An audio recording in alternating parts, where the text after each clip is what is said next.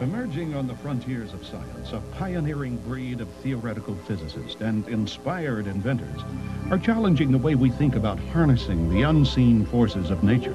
Despite ridicule, lack of funding, and outright suppression, they are confronting an outmoded classical worldview and ushering in a monumental scientific revolution.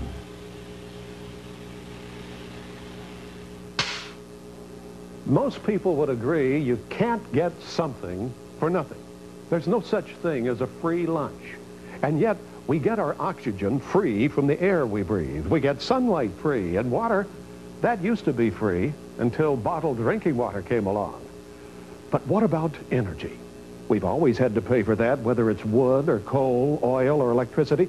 It's always been the rule that you can never get back more energy than what you put in the first place. That's a fundamental law of nature. Physicists of the 19th century figured that out with the first law of thermodynamics, the conservation of energy. Maybe so. But science has come a long way since then. And laws, well, there's never been one that hasn't been broken.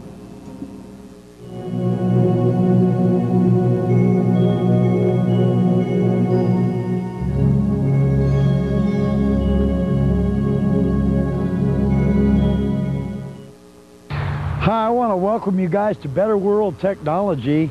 We're going to have fun here today. I built the world's most efficient heat pump and developed it. And these are the evaporators for that heat pump right here. They're 8 feet high, 3 feet wide. And if you notice here, there's 8 of them. They go all the way across here. Now, you could have them in this type of an angle. It looks a lot like a solar system, but you could also just slap them up against the side of a building, or you could put them up on top of a roof. They don't have to be facing the sun. They can be facing east, west, south, wherever you want to go. You also, a lot of people have built them into fences, and they've also built them into carports and things. But if you notice here, all this is a very thin little piece of metal. It's just about 1/4 of an inch thick, even with the little veins in it. And we have a vein pattern on top of it. The main thing is that this is aluminum, highly conductive, and so there's no thickness to it really. That's just a plate. This is the thickness right here. And so there's no real thickness to it, but the thing that we've done here is we have created the coldest thing outside. By creating the coldest thing outside, when we take refrigerant, just like the stuff you got in your refrigerator, and we run it inside this panel. You notice up here at the top when we come in the nipple, this is all, the lines are in a straight line down, but there's like a little pattern at the very top, so that as the pressure builds up in any one place, the Freon can migrate to the other parts of the panel. So it now has a chance of sending the Freon down in any one of these channel lines, and then wherever you get pressure, Freon could then jump ship and go over to another line, and so it pretty much concentrates it down through the middle of the panel in a nice even pressure, thereby getting the Freon to cover all the areas of this. Now, the refrigerant we put in here boils at 40 degrees below zero. Therefore, as long as the refrigerant that's inside this panel is colder than whatever the air is out here, or the phenomenon that's hitting this panel, then the heat from the air or the sun or the wind or the rain or the sleet or the snow will be transferred into the refrigerant on the other side, because it's the second law of thermodynamics. Hot goes to cold. So if this is the coldest thing outside, anything out there that touches it is going to give its heat to it. A little bit of heat goes a long way. That gas starts expanding like crazy, and as it expands, it then is drawn into the compressor, not through suction. I've got engineers and inventors that don't like to use the term suction, but through negative pressure. So as the compressor is creating this negative pressure, the gas is migrating to it. And so a compressor is a gas pump. It'll pump gas. And so the gas is being pumped by the compressor into the compressor, elevated in temperature. And even though if you touch this panel, it's ice cold to your hand, and if you touch the line going out of the panel, it's still ice cold to your hand. When it hits that compressor, compressor takes all the gas in this space, puts it in that space, elevates the pressure and the temperature. Going out of the compressor, do not touch that line whenever that thing is on, because it's 200 to 250 degrees hot. And so That's where we get the heat. All of the heat is transferred in here. We then use a compressor to take the relatively useless energy that we've got and elevate the temperature and pressure and make it very useful energy. Then that heat would be transferred later. One last point I want to make, and then we'll go inside, is that actually right here, when we were using R22 instead of R12, somebody suggested using that. We used to use it in the panels, but if the compressor wasn't calling for any heat, it wasn't migrating the Freon would set out here, and if the sun came out or we got a big wind or anything, all of a sudden, man, the pressures built up out here. It was unbelievable, and the pressures got as high as 500 pounds per square inch. We were popping those nipples and popping the lines, and so we had to stop using R22 because when it wasn't on cycle, it was building up too much pressure. Now, one other thing I want to say is that the air over this surface area causes a convection to happen across the surface. If you've got a 2-mile-an-hour wind, you'll get more air molecules that dump their heat into this panel than you will in a 1-mile-an-hour wind. So the greater the wind is flowing, the more molecules that are going to be transferring their heat, and the heat transfer here happens instantaneously, faster than you can blink. So if a molecule hits there and it's hot, it all of a sudden will let go of its heat, and so if we can get it out of there and get a new one in there, that makes it even better. We'll hear more about that as we go up to the facility up here. Okay? All right, let's do it.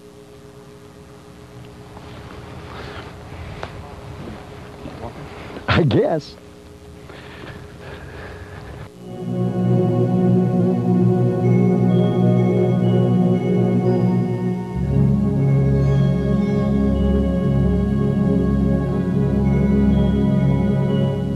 Well, then you just take that hot gas and run it into a heat exchanger. And so a heat exchanger would be a tube that has a tube running through the middle of it.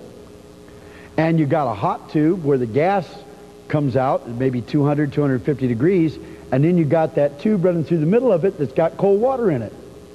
Remember, hot goes to cold, and so therefore if you got the hot gas and you got the cold water running through the middle of it, where's the heat from the gas going to go? Into the cold water. And pretty soon you're not going to have cold water, you're going to have hot water. Well, that's what you want with a solar system, isn't it? Hot water? Sure. So we said, an idea is born. So we had a collector, we have a water pump or a gas pump, in our case a gas pump. We're running the gas back down and we're elevating the temperature of the gas. And so now we can, with hot gas, make hot water. So we said, wow, that sounds like a great idea. Now, the reason why it hit us as an idea was not because we were technical, not because we were engineers, because none of us were, but because we were salesmen. And we said, man, we went down and we spent days at the malls. This is in 1974, 75, 76. This is the era. And in those days, let me tell you something, the malls were filled with energy shows. We got this big energy crisis. The Arabs are holding America at gunpoint. This is tantamount to war. We've got to do something about this. We've got to conserve energy. And so now all of a sudden energy shows hit America. And so for a marketer, it was a marketer's dream. President of the United States declares war on energy. It was a marketer's dream. But we would go through the malls, and at 9 o'clock at night or 7 o'clock at night, what does a salesman do to demonstrate a solar system? What do you do in the middle of a mall at 7 o'clock at night to demonstrate a solar system? No sun. So you know what they would do? We used to call it the moose call. It was funny. You'd be in the mall, you're walking along, and all of a sudden you would hear, bang!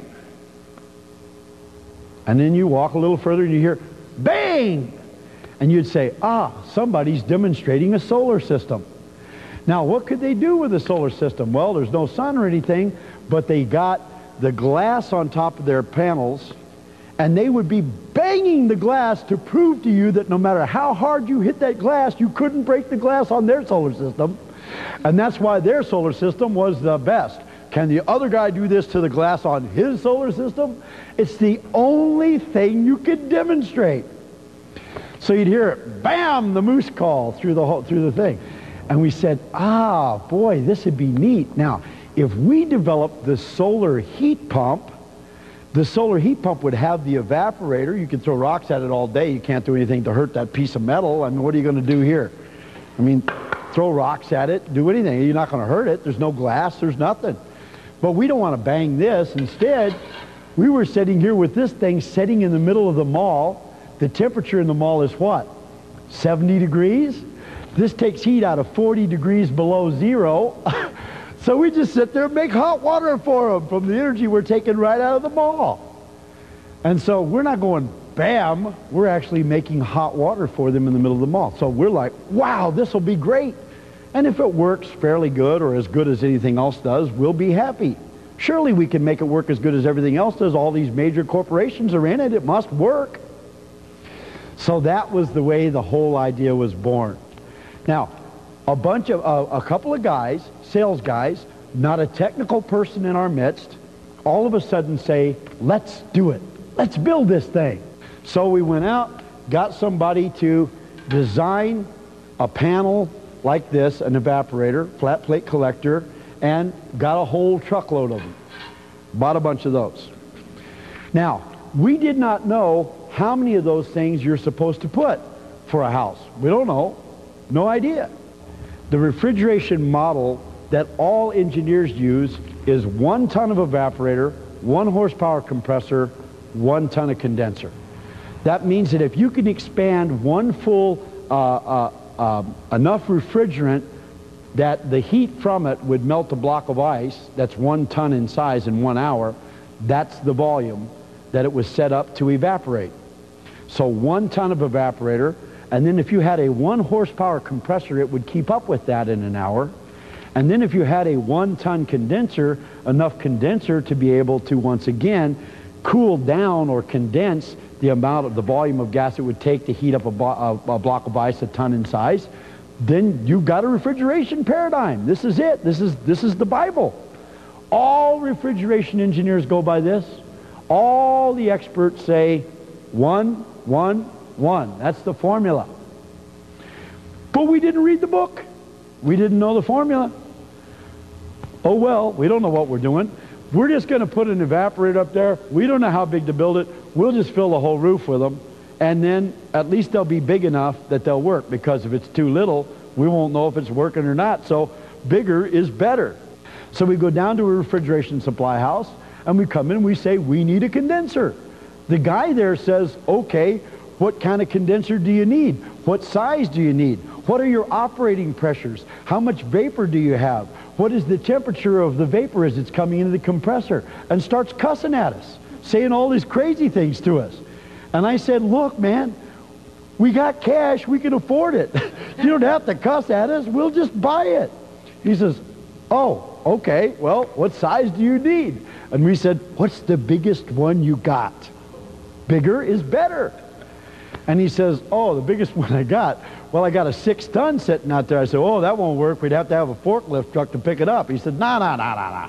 That's the amount of refrigerant that it'll condense. Two of you guys can pick it up easy and throw it on the back end of that Bronco. Super, we'll take it.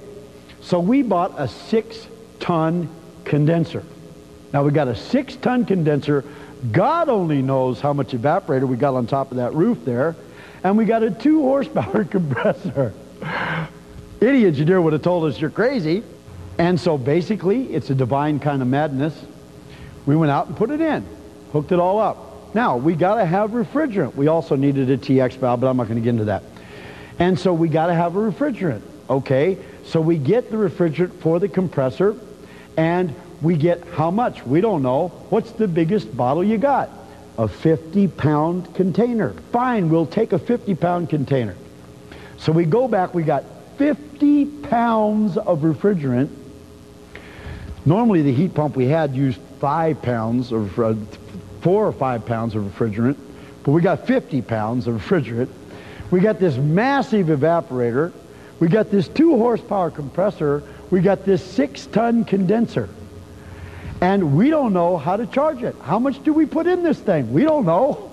So here was the formula. We'll just start dumping this stuff in here until it works. That was the formula. So here we are dumping refrigerant into this thing. We get to 49 pounds. We got 1 pound left in the bottle. We're praying, God, please, we don't even know you, but make it work.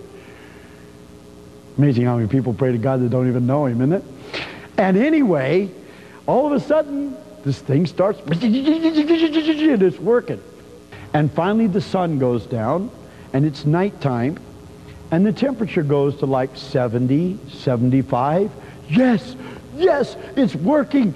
Yes, we're taking energy out of the air, and the sun is down. So we waited a while. It's working. Every one of us went out and grabbed every friend we had in the world. All three of them came back.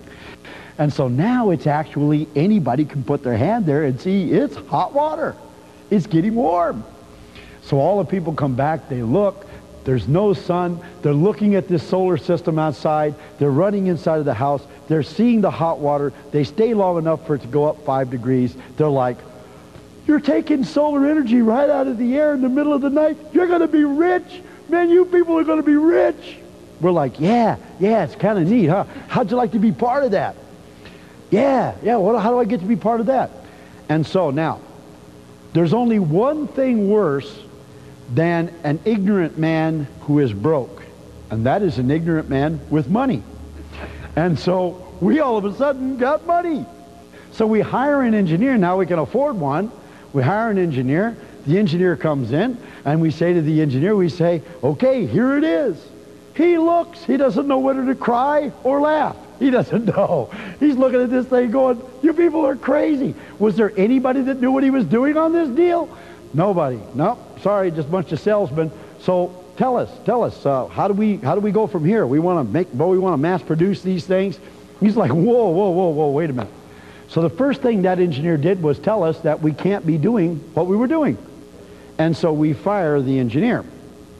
And then we go out to hire another engineer, and we say to the guy, look, before you even see this thing, you're a young man, do you need the job? You do, good. Because we don't want you to tell us that we can't do it. We want you to tell us why we are doing it. Not that we can't. We know we can. We're making the hot water. Why are we doing it? And so we went to work on that.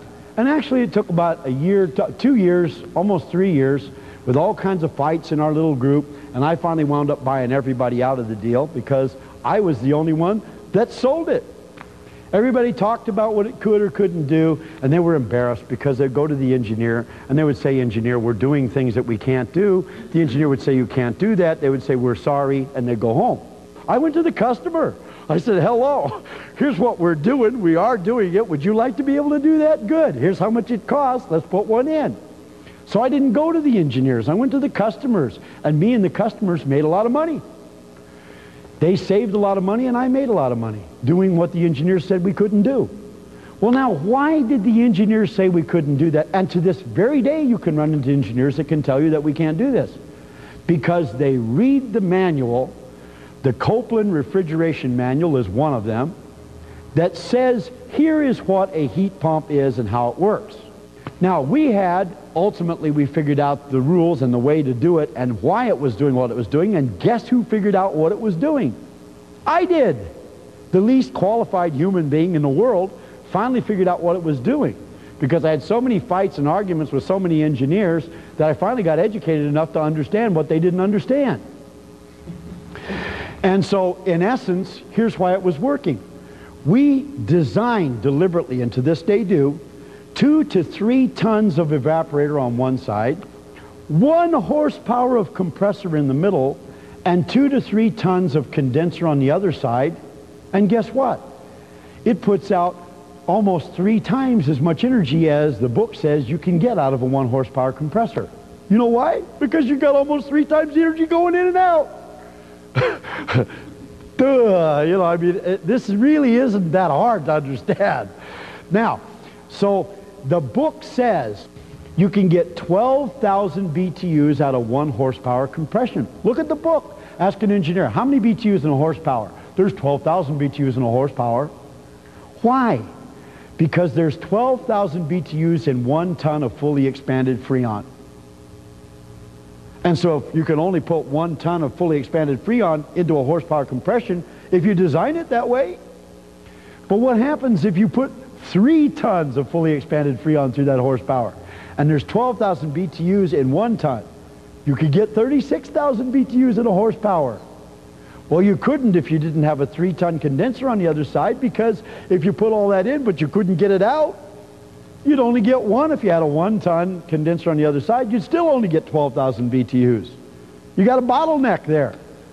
And so if you don't bottleneck it anywhere, you put an oversized evaporator on and an oversized condenser on the other side, you get 2 or 3 times what the book says you can get. And here's how simple it is. We've proven it. We proved it all across America.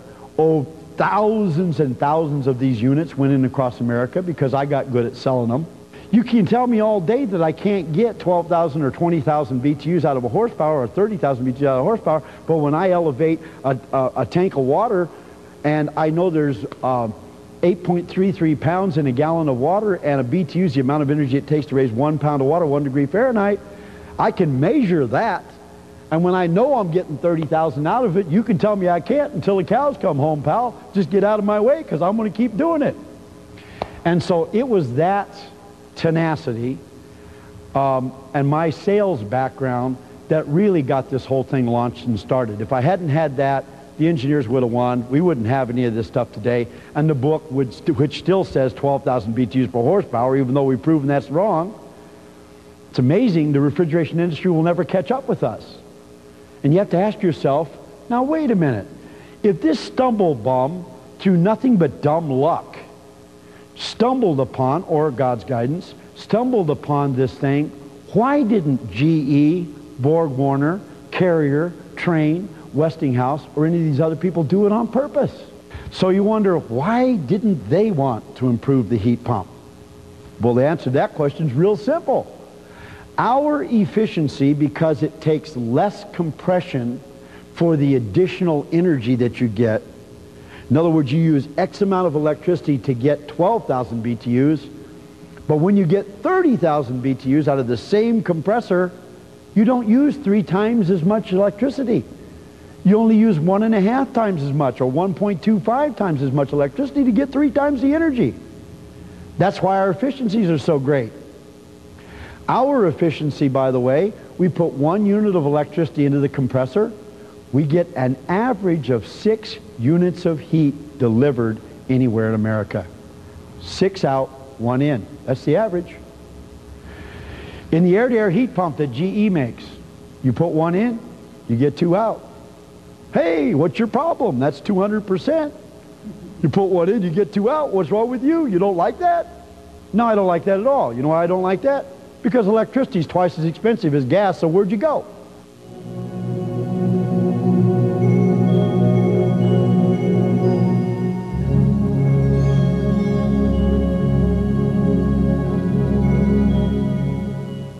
So what happened was, right over here in Philadelphia, we built a heat pump.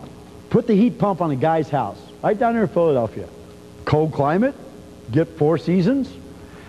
Guy down there was the best guy you could ever put a heat pump on his house. Here's the guys I sold these systems to.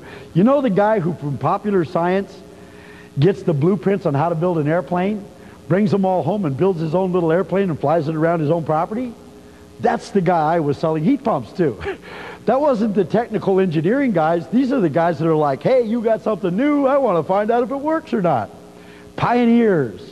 So these weren't average consumers. Most of the consumers who bought from us were wealthy people or doctors or people who said, man, I think that'll work. One of them was a guy who built and sold chemicals for Allied Chemical, one of them being Genetron, which is their equivalent of Freon. So, I mean, these guys knew it would work. Phew, they took one look at that and said, that'll work. From the diagram, they could tell that would work. I say, why didn't they tell somebody about that all along? So we get the system on this guy's house. The guy is what kind of guy? This is a guy who has kept records copiously for years on the energy production at his house. This is a man concerned. He could tell you on what day, what the degree days were, and when it rained, and when it snowed, and when it everything. He's got it all in this book that he has down by his furnace. And he's keeping copious notes. He used this many gallons of oil today. He even had little meters on it that would tell you how many gallons went through that thing today, with digital readouts on them. I mean, this is the right guy to put one of these units in his house. He was using an electric hot water heater, because most people do. It's easy, it's convenient, you can go pick one up, easy to install, hook it up. to the electricity, you're good. And so, in essence, he was using an electric hot water heater, and so he was heating his hot water with electricity, and he was heating his house with oil. Well, when he had his oil burner, he was using 1,000 gallons a year to heat his house. 1,000 gallons a year.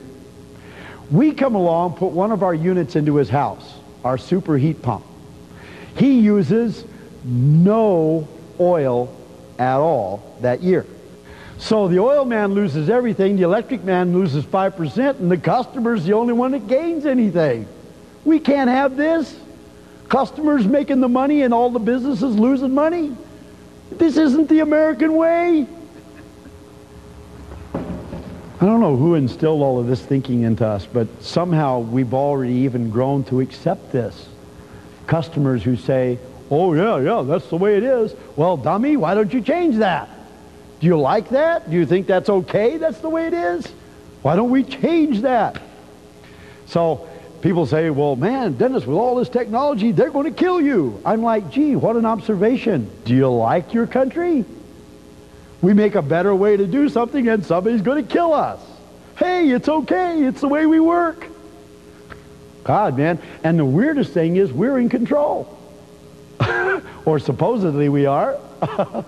Maybe we aren't in control because maybe we're too busy sending our responsibilities to other people who aren't looking out for our best interest, because there is no advocate for the consumer. Not really.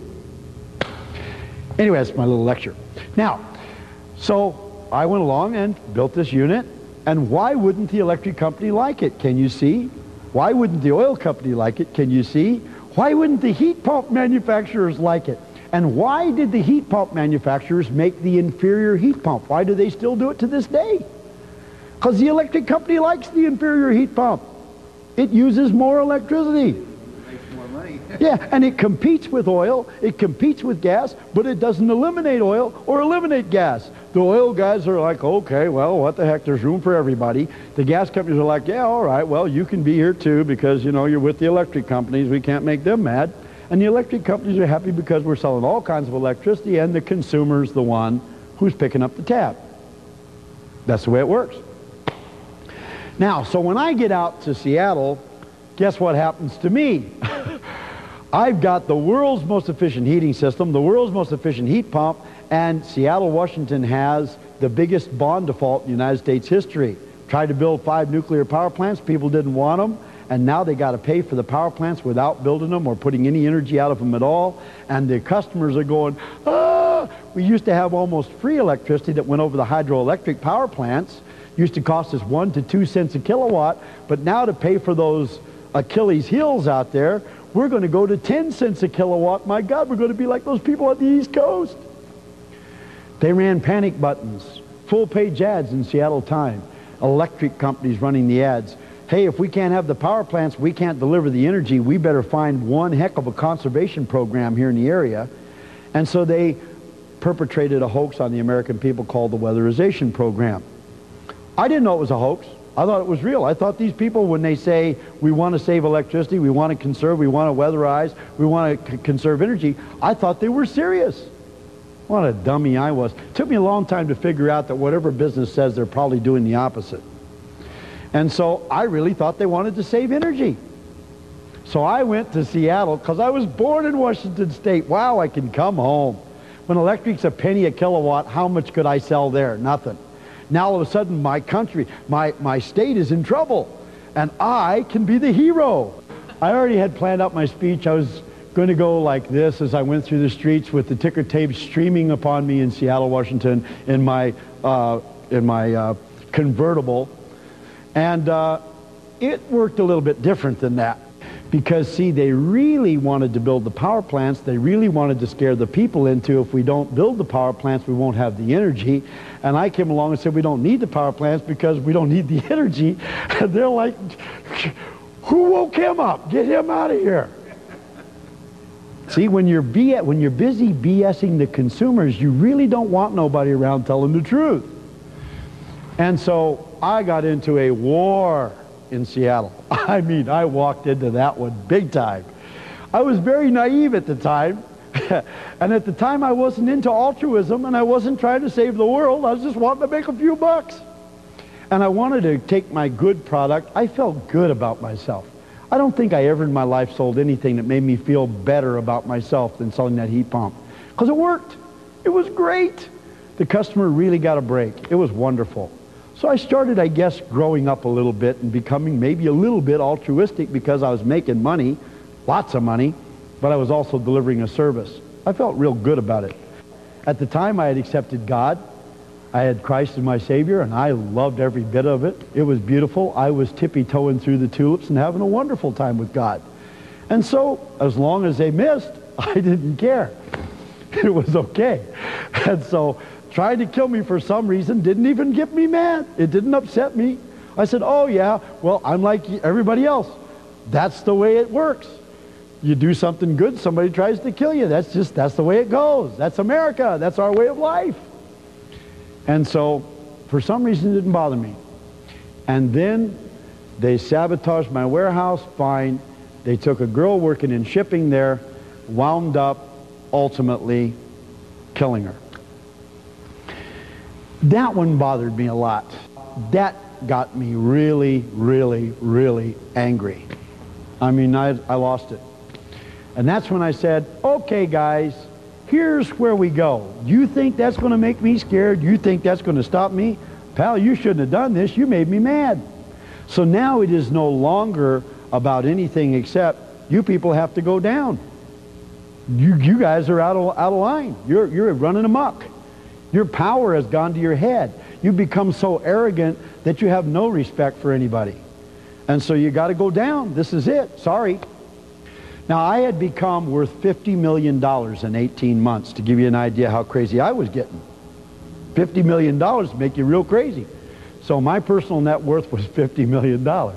And I was starting to think, boy, there was a lot of stuff I could do. And the customers loved it. And by the way, the customers backed the Attorney General down. The customers stood for me in Seattle. We stood with them. And if you want to read that story, it's in a little green book I wrote called The Alternative. We can give you a copy of that. Read that story. It's worth reading. Tell you a lot about your country and what goes on in America as you tiptoe through the tulips with me. Let me take you through the experiences that I've had, and you can experience them yourself.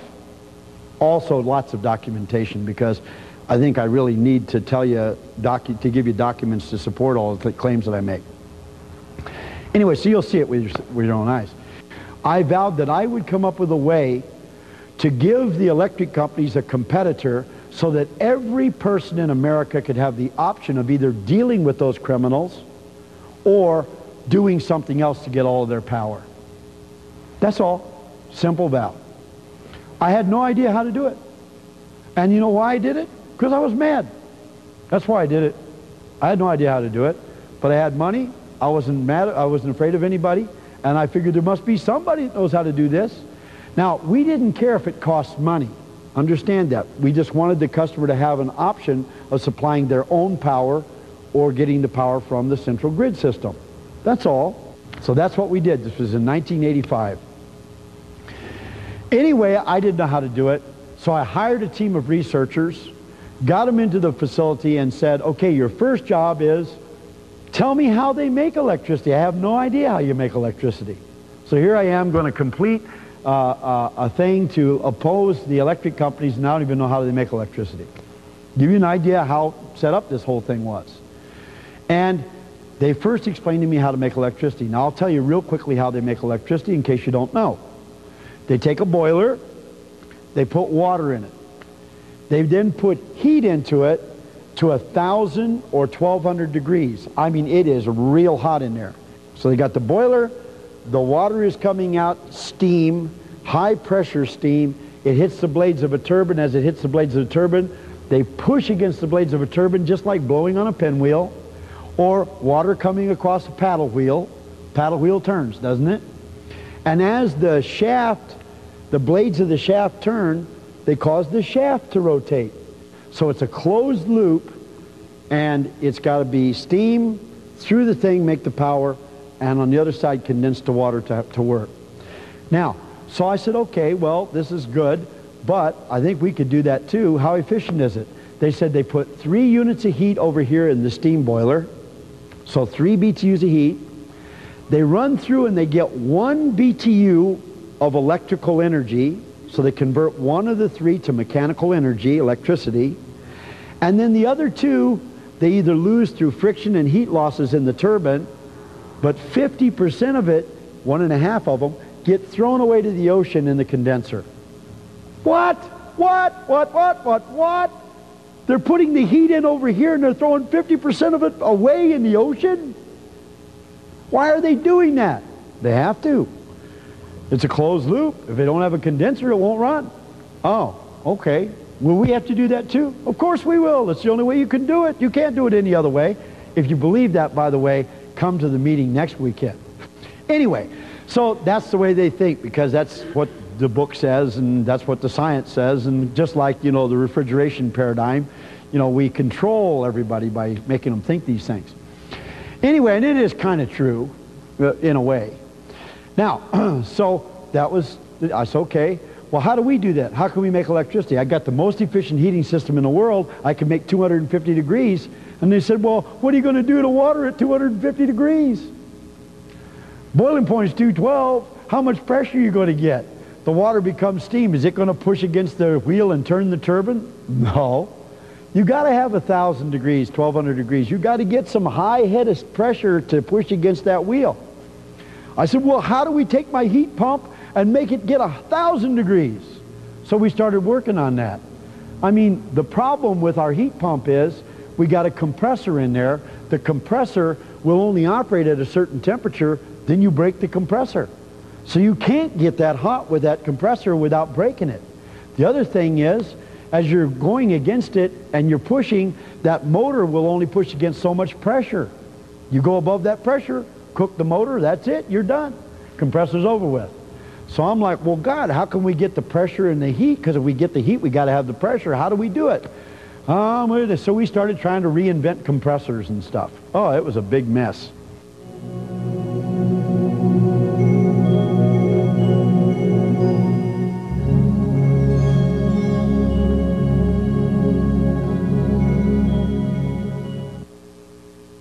So I go to sleep at night, I wake up 3 o'clock in the morning, God's talking to me. What does he say when God talks to you anyway?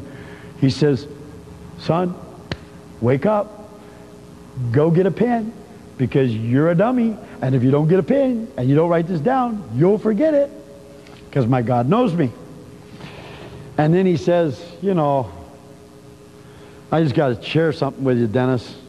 You really are stupid. God is a nice guy, but, you know, he knows me pretty well. And so he says, man, he says, I don't think if I gave you all the time in the world, you'd ever figure this out. So why don't I just tell you how to do it?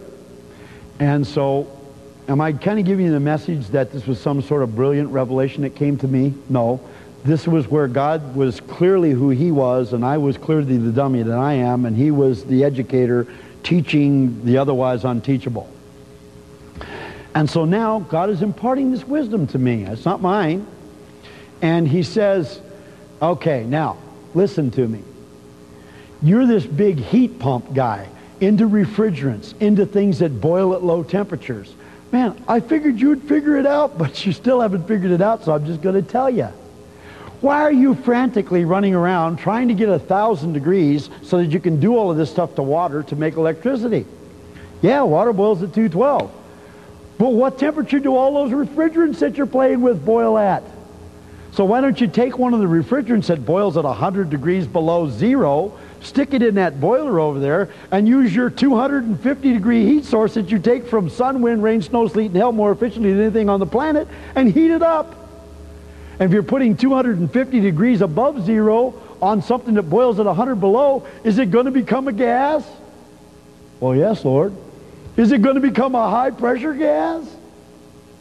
I imagine it will. Reason why water becomes so high pressure is it's 1,000 and it boils at 212. Well, isn't something that boils at 212 that's in the presence of 1,000, isn't something that boils at 100 below in the presence of 250 above, isn't that going to get just as excited? I'm like, oh, no wonder you said I was stupid. I really am. Anyway, so the revelation set in. And not only did that revelation set in, a wonderful revelation set in at exactly the same time. Guess what that one was? And this one I was all of a sudden figuring out. I'm soloing. Lord, look at me, I'm soloing. What I figure out?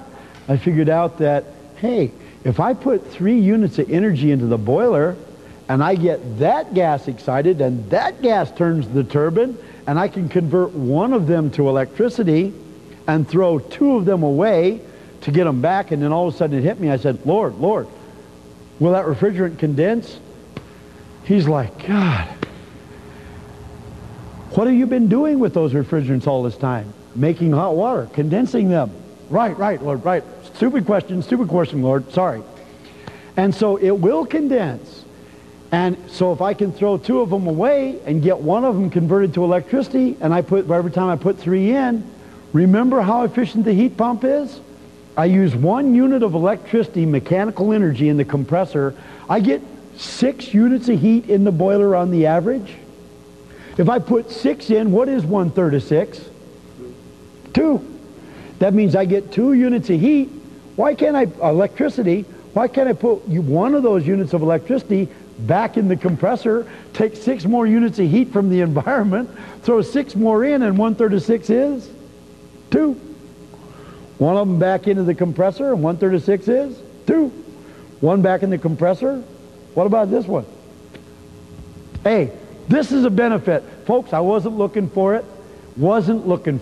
I'm like, Lord, show me how I, in some practical manner, can deliver people energy in opposition to the other alternative they got, the grid system. I don't care if they pay for the electricity. I wasn't looking for free electricity, but that one hit me like a ton of bricks. I said, Lord, that's a bonus. That's free. Yeah, that's right. Now we're going to build a unit, and we're going to work together, and we got brilliant guys. The only dummy on the team's me, and I'm learning stuff, and so I'm getting smarter and smarter as time goes by, because, you know, these guys I'm bumping shoulders with the brilliant guys. So I'm starting to learn things, and if you see that and you think that I know anything, it's because I bump shoulders with very brilliant people. If you bump shoulders with them, you'd know something too. And so that's my claim to anything, is that I've been next to such wonderful people. I went back and I talked to the man who built the modern day submarine, the hull design. This guy's a genius. He said to me, he said, Dennis, let me explain to you what the Carnot cycle is. Sadi Carnot came up with a formula for converting heat energy to mechanical energy. It says T1 minus T2 over T1. If you work that formula, you will determine how much electricity you can make. I said, oh, okay. What's that mean in English? He says, temperature number 1, your high temperature, which in this case would be 200 degrees, or in our case 70, minus T2, your low temperature. Well, if you're using ground temperature or water coming through the ground, it's 55 degrees. So if you subtract those two and you divide it by the high temperature, you'll get a percentage. That's the percent that can get converted to electricity. The electric company at 1,000 to 55 has 1/3 of it gets converted to electricity. On the angle you're at, 250 to 55, you'd be lucky if you get about 24% converted. 23% maybe. Well, my average is 6. He says, right, what does average mean? Well, he says, doesn't average mean half the time you're above that, half the time you're under that? So that means, Dennis, when you're under 6, you're in trouble. When you're above 6, you're fine. So he says, you only got a system that half the time can make free electricity. I was upset. I didn't want to have a system that half the time could make free electricity. I had become used to the idea that we're, by gosh, going to make free electricity. And so he says, oh, it's far worse than this. It's even worse than this. Now, by the way, what I'm saying right now is what all the engineers say that they think I'm saying whenever they hear me saying things, and these are the reasons why they think I can't do this, and I agree. Because of these reasons, I couldn't do it. They're right. Absolutely right. The other half of the problem was, remember, how long did we make electricity right here? Not very long. Because we had to have not a tank to hold the gas, but a condenser to condense it back down and send it back in again. Well, in order to have a condenser, you'd have to have a large volume of water, wouldn't you? Pulling all the heat off. That's why the electric company's down close to the ocean. Well, I would have to have a lake of water to be able to cool down all of this to keep that making electricity all the time. And so here's the other problem, Dennis, he says to me, he says, you can only do it half the time if somebody has a lake on their property. How many people have a lake on their property? Youch! So now I'm down to where half the time I can make free electricity if you have a lake on your property. Do you see how my market in America is kind of shrinking a little bit here? And he says to me, he says, I see the look on your face. He says, look, I worked for the Department of Defense. Remember that? I said, yes. He said, well, while I was working for the Department of Defense, guess what I built? I said, all kinds of things from what I understand from your son. He said, yes. But he said one thing was, I developed the world's most efficient engine. He said when they did that, they did it because it was a great idea.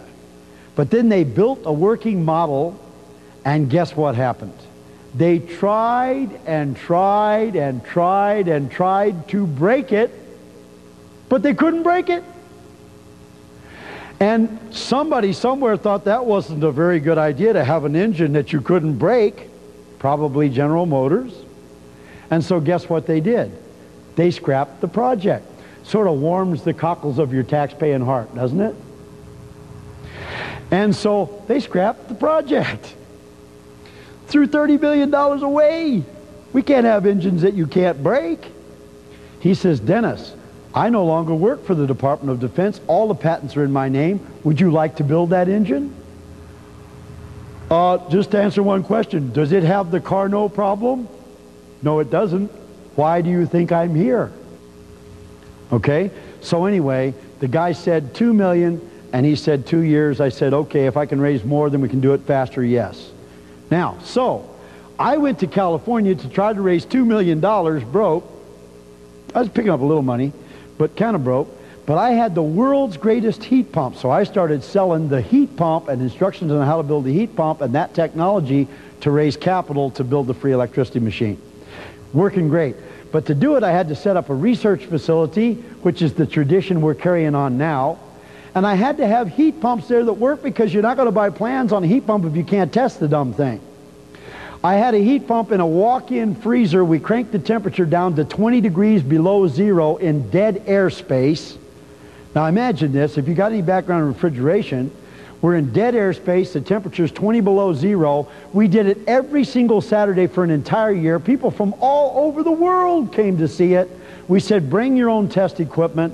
Take the thing apart if you want to. We had a $10,000 challenge to find any gimmick or anything in it. And every single weekend, we cranked the temperature down to 20 below in dead airspace, and we made water hot enough to burn your hand from energy we took out of that box at 20 below at a 2-to-1 COP. Same average performance of the GE heat pump in America. Only it's 20 below in dead airspace. And we challenged all the heat pump manufacturers to come anytime you want to, either find a hoax with us or bring your unit down and see if you can do that. Nobody ever came. A lot of customers came, lots of people from all over the world came, Pakistan, everywhere. So anyway, we're in here testing this every year, every weekend for a year. And a man came to the show one day, and what a guy this was. Now we're trying to build this thing. It's going to take 2 years and $2 million, and I'm raising capital selling heat pump things to get the money. And a guy walks in, and he comes up to me at the end of the show, and he says, Mr. Lee, I am absolutely astonished. I want to shake your hand, and I want to tell you, I have no doubt you have got the best heating system in the world. Yours tops everything out there from solar all the way down the line. You did it. But you need to know me. You know why you need to know me? Because I have built the world's most efficient heat engine, and you have got the world's most efficient heat source. This man's name was Dr. Fisher, and he indeed had already developed and invented an engine similar to the one we were going to spend $2 million building, except for one thing: he already had a working model. Wow.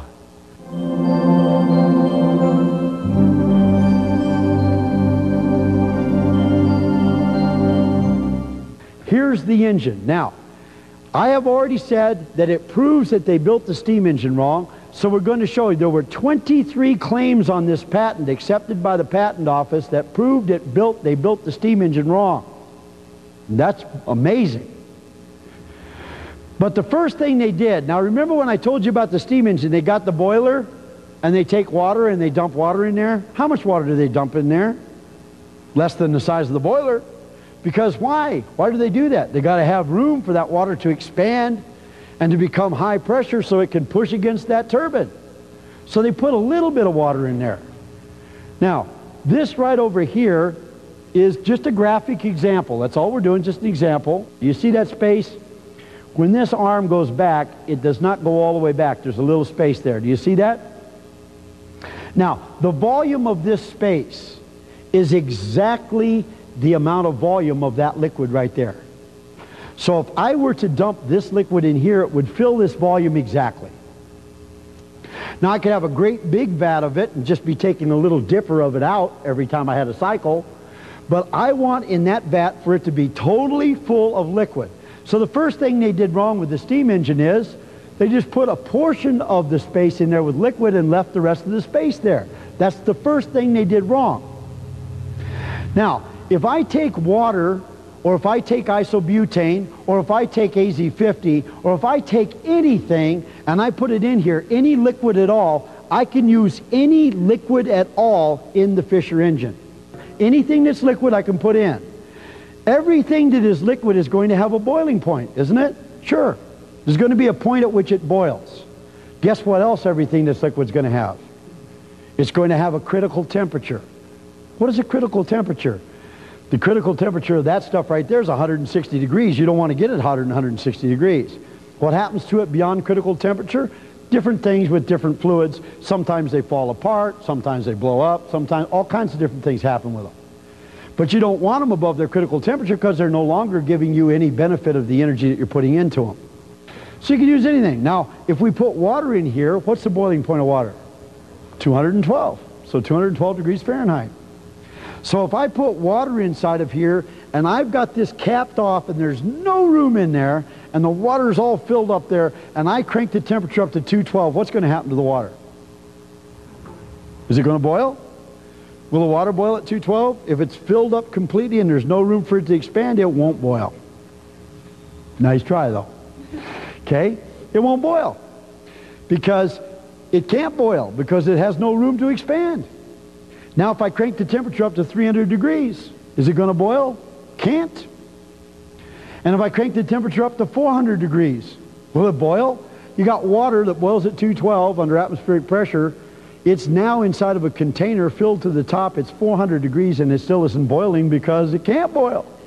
Hey, if there's no room for it to boil, so you see why they made the mistake whenever they put the water in there and they left it plenty of room to boil? Hey, we don't want the water to boil. We want the water to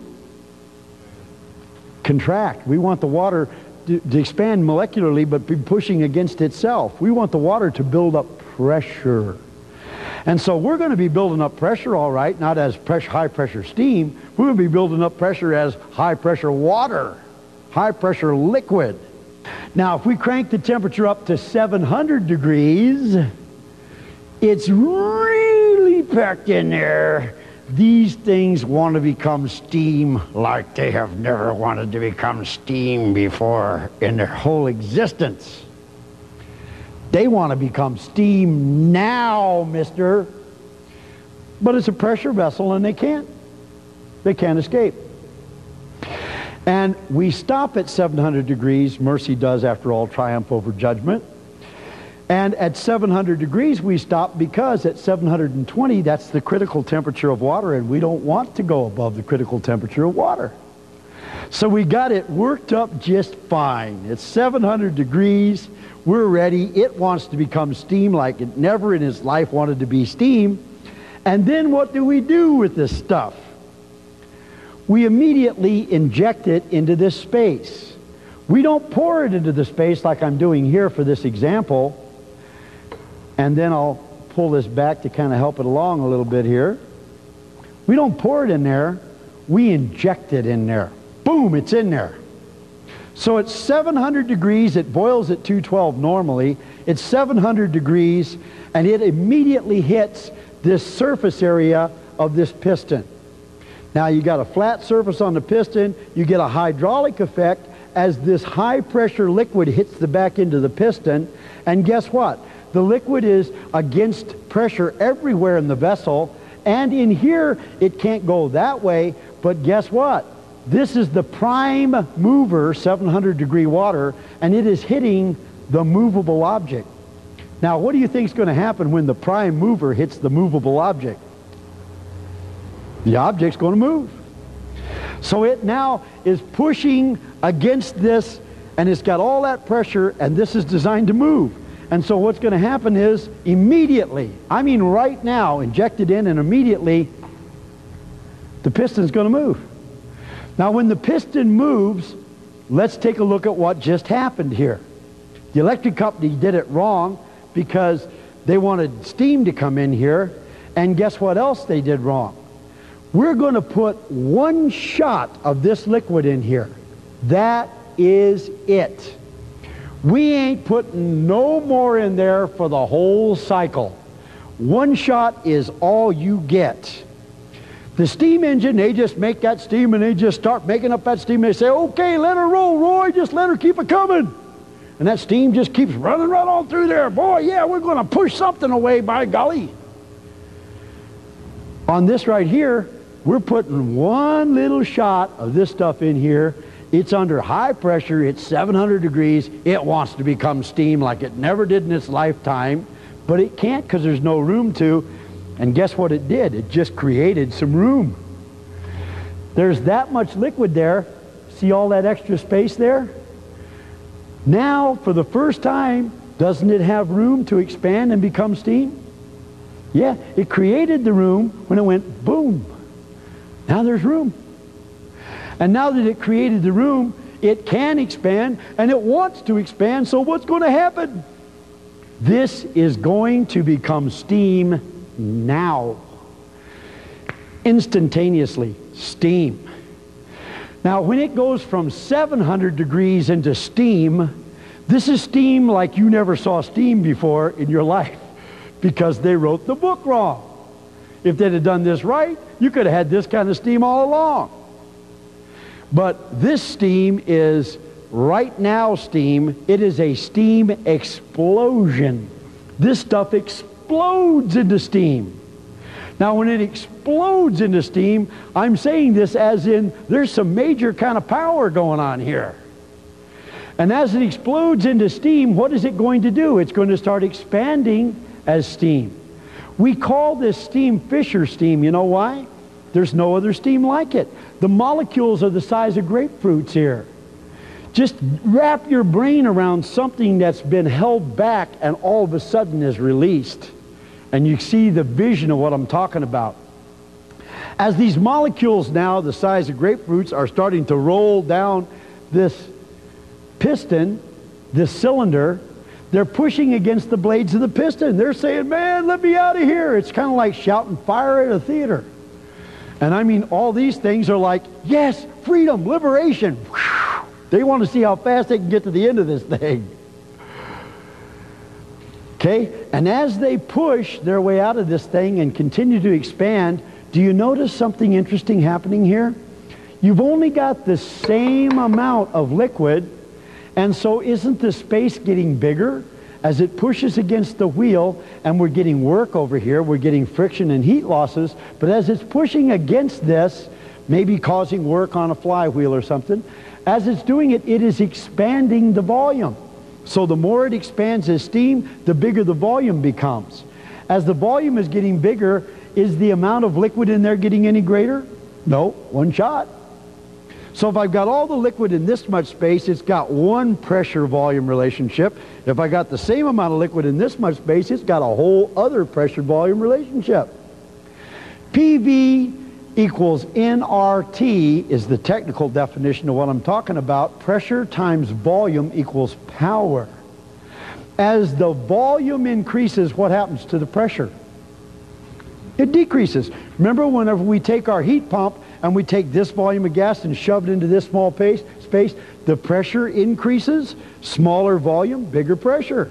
So it's the opposite way, the other way around. Bigger volume, lower pressure. Well, guess what? The lower the pressure goes, then the lower the boiling point gets. So as the pressure is decreasing, as this is continuing to push, we're lowering the heat because we're translating heat energy into work. We're getting work out of the heat, so it's cooling down, getting cooler. It's also losing heat to the atmosphere, heat losses, and it's losing heat to friction. So as it's cooling down, it's still getting more and more volume. The pressure is lowering, so the pressure's lower, the volume's greater, the temperature's lower. What's happening here? Have you ever heard the phrase, he just ran out of steam? That's what's happening here. This is pushing across this, and it is running out of steam. It's cooling down. It's increasing in volume, lowering in pressure, and guess what? When you lower low enough in pressure, the whole boiling point changes.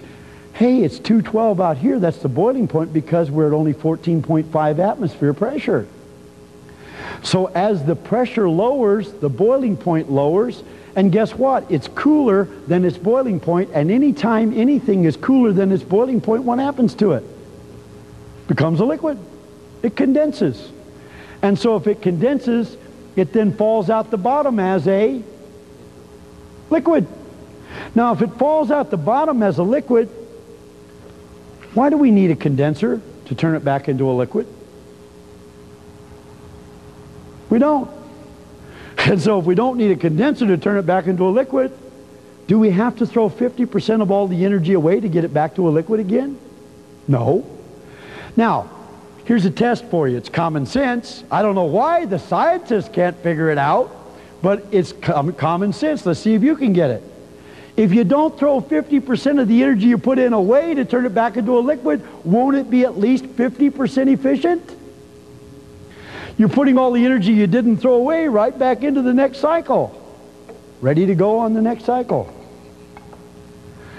So you see, that engine would operate in a closed loop with no condenser. Now that was exciting because I then could make electricity anywhere using the heat that I could take out of snow in the middle of the night. I could make electricity, and I could do it more efficient than the electric company, and I could do it with no exhaust and no noise at all. And so one of my little heat pumps, one little horsepower of heat pump connected to one of these little engines over here at a total cost of about $2,500 cost to build and install it, could supply 100% of all the heat, hot water, and electricity for an average home all year long for free from energy it took out of the air. $2,500. Whew, wait a minute. Now, when the realization of all this started stinking into me, I started realizing why God had taken me out there to challenge them people in Seattle, and what had happened for him to be prodding me with that big horn all the way through all of this stuff to get me to the point that I was at right now. He knew I was too stupid and too stubborn to quit. My one claim to fame, by the way. And so now I had the wherewithal. I mean, they had just deposited the technology into our hands, and I could see why Victor said the two of us have become the most dangerous people in the world. Well, no good deed will go unpunished. I sat there thinking, boy, we can just save the world again, ticker tape parade, but this time I started going like a dog that's been hit a few times too many. Because I knew there wasn't going to be no ticker tape parade. I knew that I wasn't going to go through the streets in California, a hero's welcome. My God, you've solved all the environmental problems. Why do you need to have any fossil fuels? Why do you need to have any exhaust? Why do you need to have any of the pollution problems at all? We can power anything with mechanical energy, electrical energy, heat, resistance. What can't you make with electricity?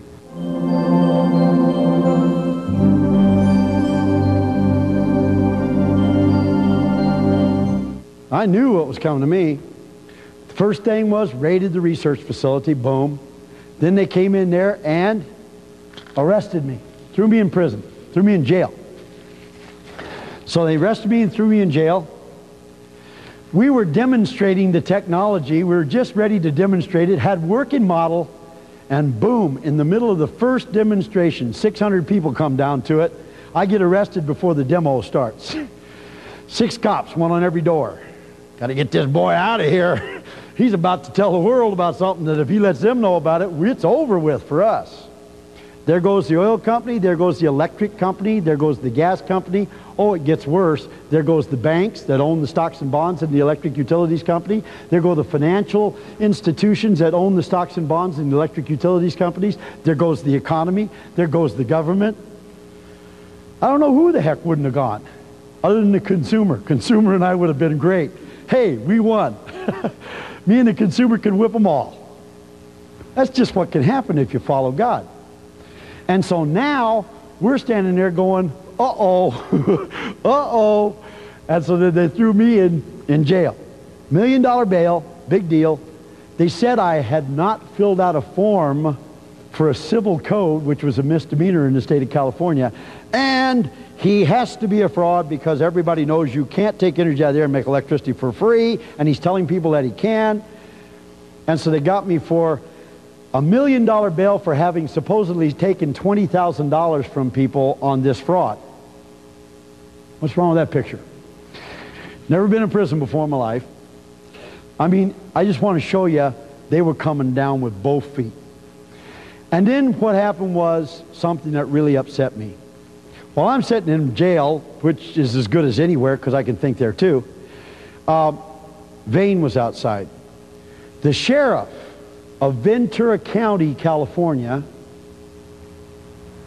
or was it Nottingham, came and said to Vane, they met him, they said, look, now they were talking to a world-class scientist, a man who you can't discredit.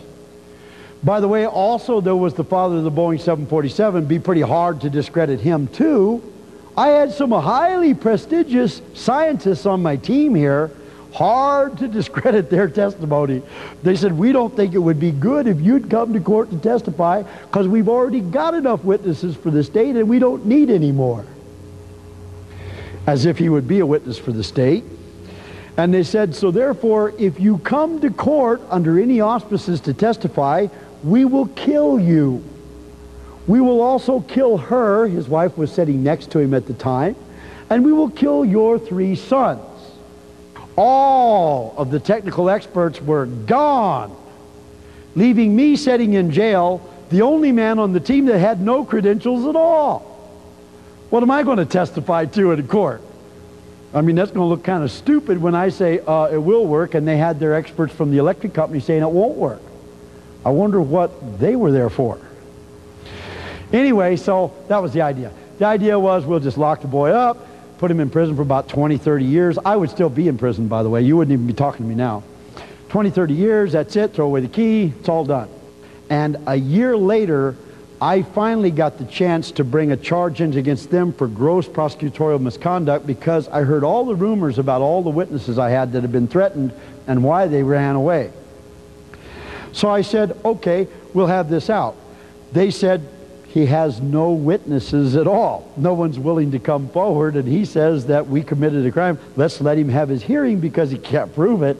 Then he can say, we can say later, we gave him a chance to prove it. So here I am in court, no witnesses at all, got the sheriff on the witness stand. What happens? Something wonderful happened for you. This man who ran away, living in Europe for an entire year, trying to deal with himself. God. My friend is in prison. He'll be in prison for life. The world loses all the technology and looks like the big boys who screwed me all my life have just won again. Oh well, this time I'm for sure not ever going to pick up anything that has to do with inventing, and this time I'm not even answering the phone. Comes back and he finds out that I'm not in prison. He doesn't have to deal with himself because what the heck, he's in prison. What can I do now? He finds out I've got them on the witness stand on charges against them for gross prosecutorial misconduct. I got the enemy on the witness stand defending himself. He walks into his house, takes his hat off his head, slaps it down on the ground and says, I don't care. Honey, if they kill us, they kill us. I'm really sorry, sweetheart. Run wherever you got to run. I'm going to court. Boom! He comes to court voluntarily. Walks into court, and here's what he was saying. Hey, here I am. If he's guilty of doing something, I'm more guilty than him because I built the machines he's talking about. And by the way, the guy over there on the witness stand who said he'd kill me if I walked into court, you want to shoot me here, sir? Take me out back and shoot me. I'm tired of running. I'm tired of trying to live with myself. Oh, don't you know? People were scurrying. This was big news in that area. Not news that hit the news, because that never hit the news. I'm probably the most notorious criminal in America that never ever hit a newspaper. $1 million bail, and it didn't even make the newspaper. Imagine that one. Anyway, here I am in here, and he comes. I'm like, God, I love you, man. I love you, man. I love you. I always will love you. Here he is. He's doing it. He's got the courage. He's coming forward. I had 22 witnesses been threatened. None of them came forward. Here he is, first man in. And so now he says, I'm here. We put him on a witness stand. You can get a copy of all this court record. You can get a copy of this court record. Everything I say is documented. And this man walks into this thing, and he's on the witness stand. It takes us an entire day, voir dire, just to lay his credentials out.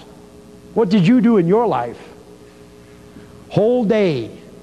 At the end of a day of laying this guy's credentials out, the judge is like going, oh God, if this guy says anything favorable, we've had it.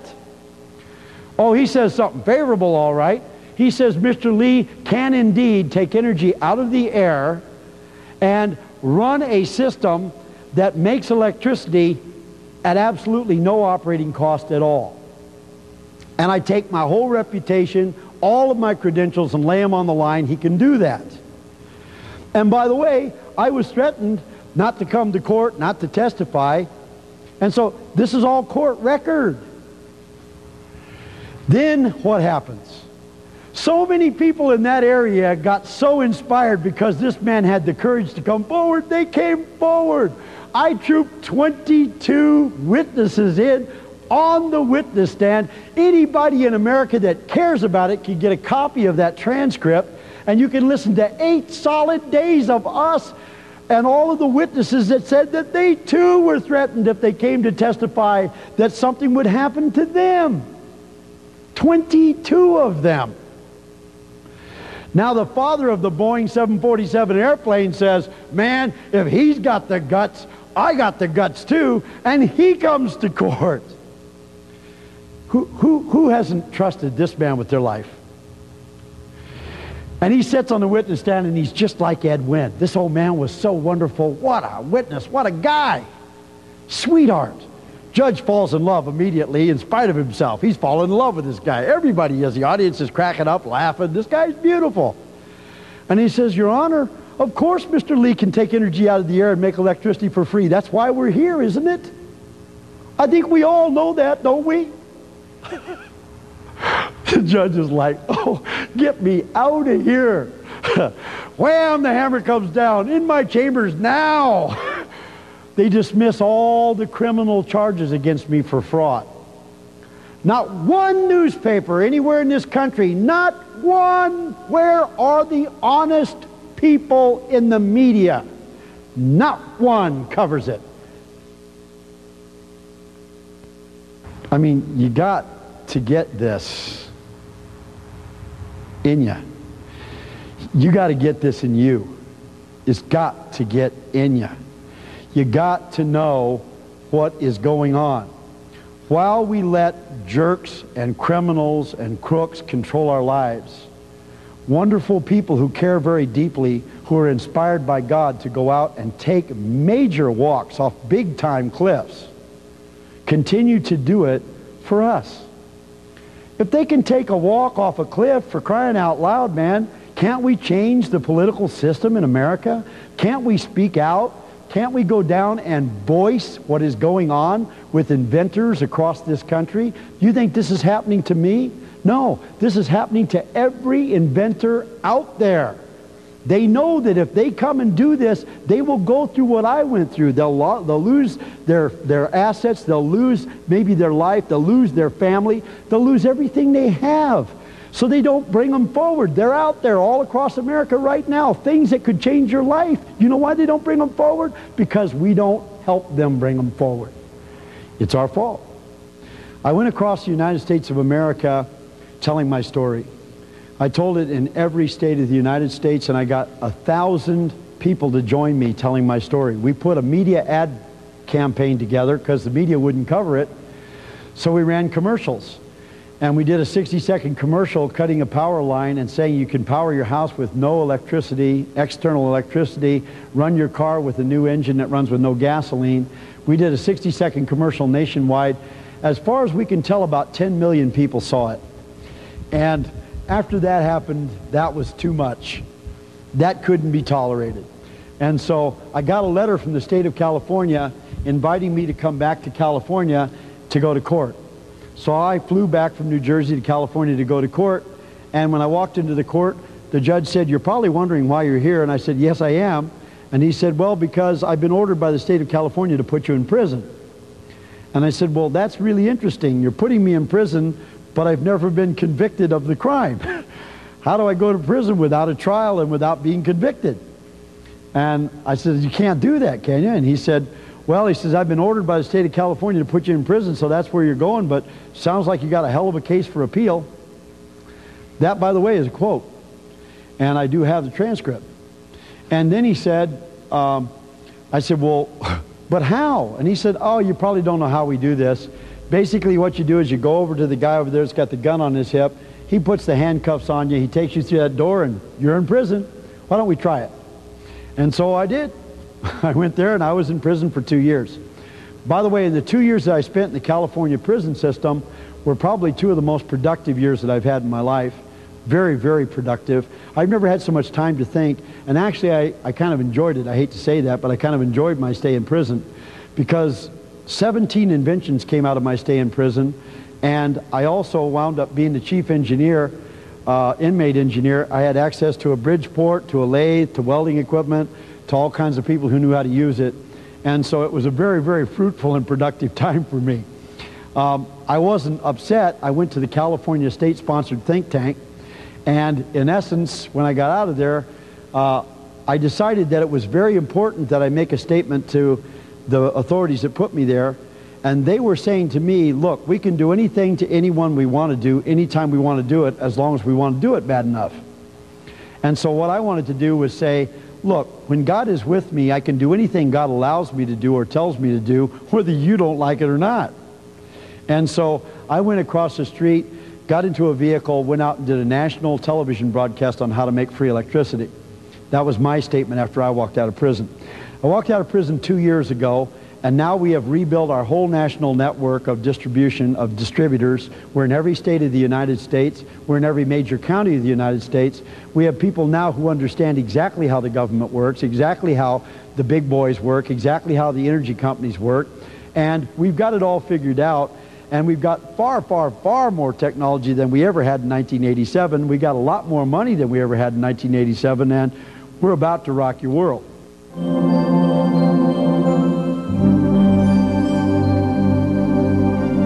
This right here is a concept. Now, I'm not going to show you the whole thing. I'm just going to show you the concept. Right here we have Freon in a bottle, AZ50. It's just a regular bottle at room temperature, about 70 degrees. And if I open this little stopcock, the Freon will travel through the yellow hose and back through the blue hose. The red hose isn't connected to anything. And it will go back in the inside of this. And if I push down on this lever right here, the Freon will go through this tube, and it will go into this chamber in the bottom, which is a large-sized pneumatic chamber. Now, this is a hydraulic concept. Right here, we have a reservoir, a hydraulic reservoir. Hydraulic oil comes through this tube right here when I have it open, and it goes and drains down and fills this chamber right here. This is a hydraulic cylinder. So on the top we have a hydraulic cylinder. On the bottom we have a gas or pneumatic cylinder. As the gas expands out of this tank, it pushes against the bottom cylinder, and as the bottom cylinder comes up, it also has an arm on the top cylinder, and so as the bottom cylinder comes up, it's pushing against this hydraulic fluid on the top cylinder. So if I have gas coming out of this cylinder at 100 pounds per square inch, and by the way, at our temperature now, it should be about 120, 125 psi. But if it comes out of here at 120, 125, let's say 100 psi, it comes out of here and it goes into the bottom, it's going to push against this bigger cylinder at 100 psi. Now the big fat cylinder is 15 times as big as the little skinny cylinder on the top. So if it pushes against here at 100 psi and this one's 15 times as big as the little one, guess what pressure it's going to push on the little one at? 15 times 100 is 1500 psi. So by merely releasing gas out of a bottle here, Freon gas out of a bottle, who would have ever thought you could do anything with that? We could be making 1500 to 2000 psi hydraulic fluid over here. And then of course we'll talk about what we're going to do, but first I got to make that for you. Now as it comes out of here, I'll close this off. That means the hydraulic fluid can't get back here. It could come through over here and we could open that. If we did, then it would go back out to the hydraulic reservoir. But we're going to close this one too, and we got a gauge over here. So now we've trapped the hydraulic fluid in here. So when I open this up, if I push down on this, then what happens is as the gas expands into here, this pressure gauge should go to somewhere around 2,000 pounds per square inch. That means that we're able to take Freon out of a bottle and make 2,000 psi hydraulic fluid. And by the way, with 2,000 psi hydraulic fluid, you can run motors. Can you imagine running a motor from just expanding the gas out of a Freon bottle at room temperature? Kind of hard to imagine. All right, now, we ready to do this? Then we'll just go ahead and do it. Let me open this up. You'll see the gauge jump over here because it's got the pressure on it. And then we're just going to expand it into the bottom, and you should watch this one go up. See it? About 2100, 2200 psi. So we have made 2,000 pounds per square inch hydraulic fluid just allowing the gas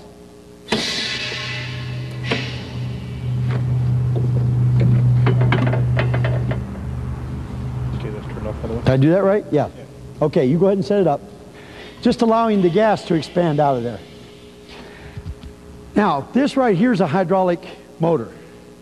The hydraulic motor runs because the high pressure hydraulic fluid runs in one side, comes out the other, causing this shaft to rotate. So this one right here will put out about 45 horsepower. One a little bigger than this is 76 horsepower, and that is one that's put out by Volvo, just a little bigger than this one. Now, if I had 45 horsepower, this runs maximum at 2,000 pounds per square inch. So can you imagine being able to put 45 horsepower out of this from Freon that I'm expanding out of a bottle at room temperature? The pressure's there, 100 psi, 150 psi. And then I could drive this. Can you imagine then if I took one of these engines, one of these motors, and put it down on the wheel, the left wheel of your car? Then put another one up here on the front wheel of your car, front left. Put one over here on front right on your car, this wheel, and put one on the back wheel of your car. And I had each one of those tires, each one of those wheels had its own little hydraulic motor, and the hydraulic motor was running each wheel. Does anybody here want four-wheel drive? Now, the amount of power that we've got on Freon expanding out of a little Freon bottle directly into here, we're going to run it back in again, but this time we're going to run it over to this apparatus. Now this apparatus here is hydraulics. You notice this baby right here, if you turned it on its side, you got that one right there. That's the sister to this one. Okay, same thing, 15 to 1.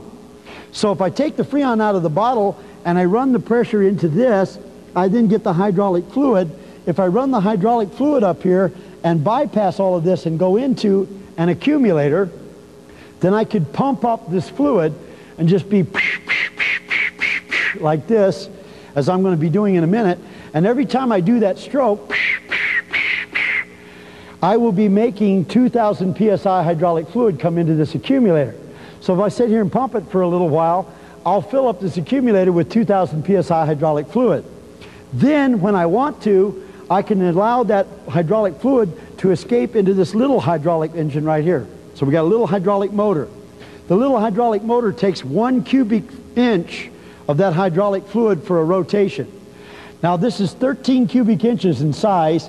This takes one cubic inch to run this whole rotation of a wheel. And so I would get 13 rotations on one. So if I sit and go for a little while and build it up, then I could be sitting here running this, and the big wheel, you notice how big it is, turns the little wheel, which runs the generator, and he hooked out all the way back there to them same lights up. And so now let's light the light bulbs from energy we take out of a Freon bottle at room temperature. So we're going to show you that we can light those same lights from energy we take out of the room at room temperature in a Freon bottle. It's the reason why I'm showing it to you. All right, let's just pump it up.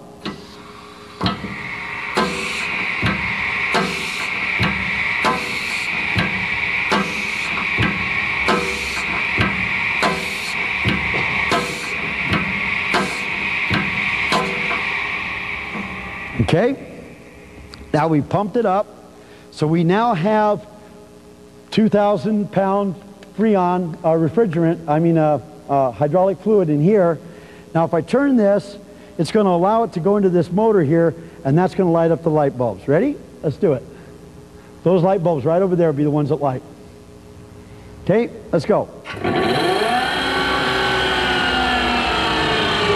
Okay, so we light the light bulbs from energy we're taking out of the room in a regular little Freon bottle. Power? Yes, indeed, power. But now let me tell you the best part. The best part is,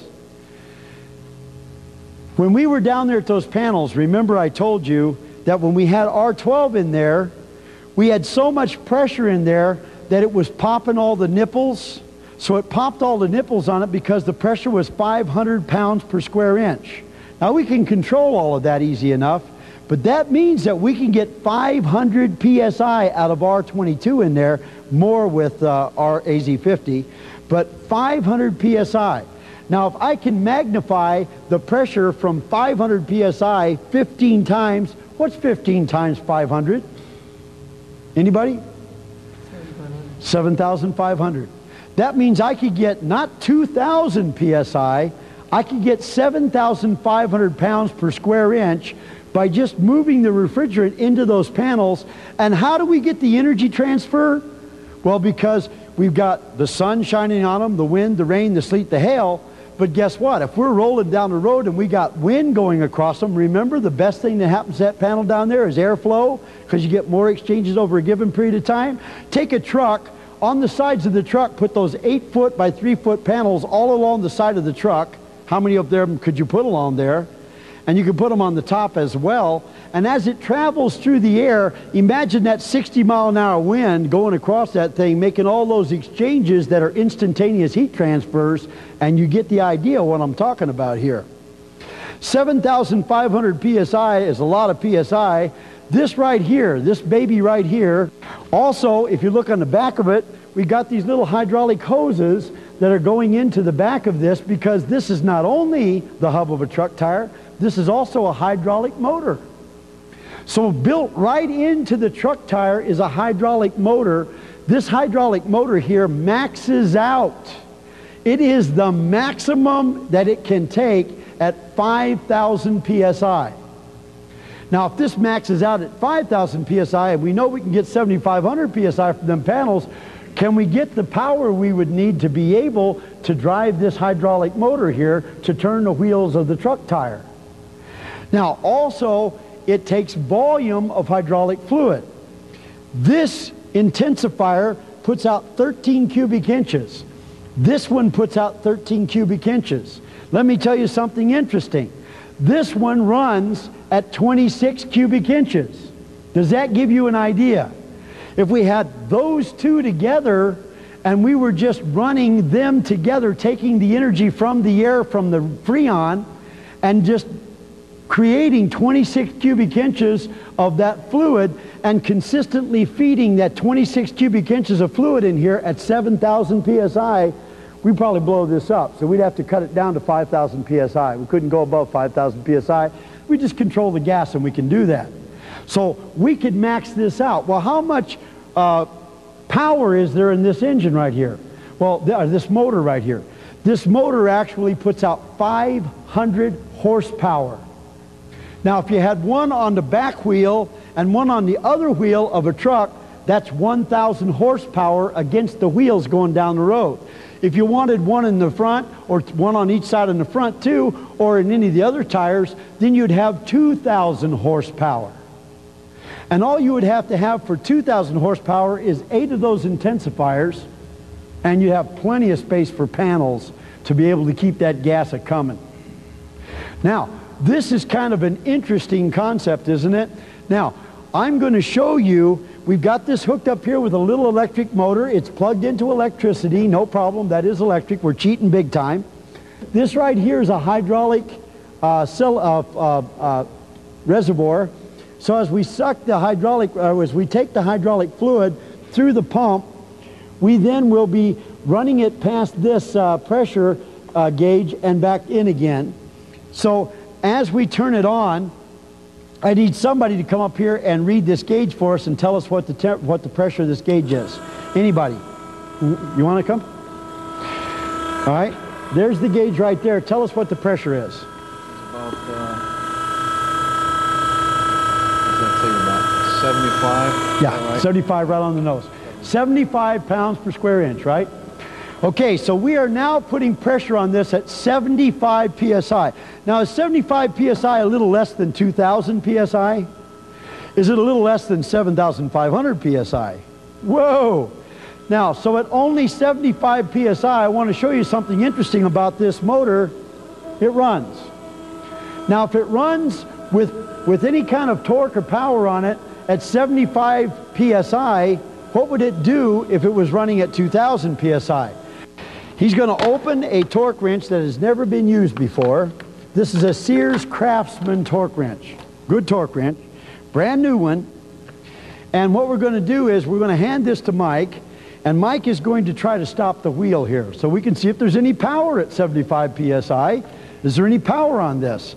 As he tries to stop it, by the way, it's going to go in foot-pounds of torque, and as this needle goes in, it goes all the way up to here. It's 150 foot-pounds of torque. Okay, so we're going to see what Mike can do here. All right.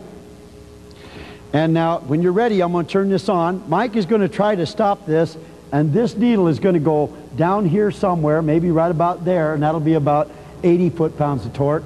Or maybe it'll go all the way to the end, 150 foot-pounds of torque. Let's see what kind of torque we got at 75 psi. We all ready? Okay, here it goes. Maxed it out. So it went all the way off the end of this thing, 150 foot-pounds of torque. Now, so if it does 150 foot-pounds of torque, has all that capability to pull a load at 75 psi, what would it do at 7,500 psi? Take the panels and put them on a railroad car. Hey, if you could put them on the side of a truck, why can't you put them on the side of a railroad car? So all these panels are on the side of a railroad car.